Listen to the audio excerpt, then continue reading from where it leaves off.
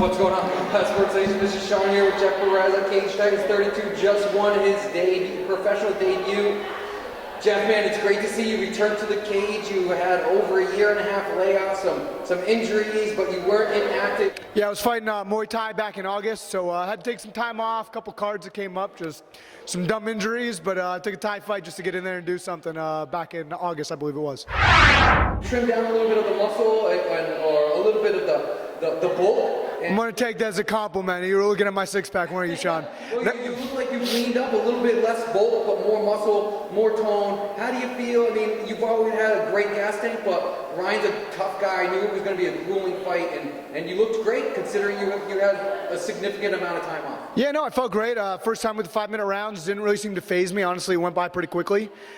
Conditioning felt fine, things like that. It was more, for me, the big thing was trying not to headhunt. I knew I could hurt him. Dropped him right off the bat and started to catch myself trying to hunt a little bit for the knockout, which nearly had that one, and tried to slow it down. You know, I had crew Mark and Coach Steve in my corner giving me some great advice. You know, SBGI and Sityodtong, no really better place to be. So I just kind of took my time. I said, all right, he wants to grind. You know, let's do 15 minutes then. You know, don't need to rush it. Well, SBG has been affiliated with Sityodtong for years and years. Coach Stephen Whittier and crew Mark Delgrati, they've known each other about 15 years.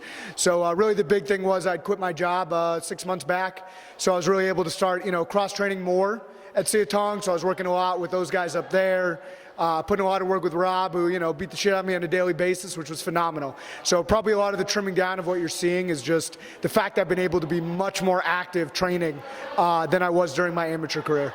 Dominic Cruz says there's no such thing as ring rust, it's all mental. Other fighters say there's definitely ring rust. Did you feel that at all? Honestly, not really. I felt pretty good. In fact, sometimes the time off is great. I think one of the issues while I was getting injured before was I was doing like 3-4 fights a year, and I was doing a lot back-to-back, plus mixing in some Thai fights.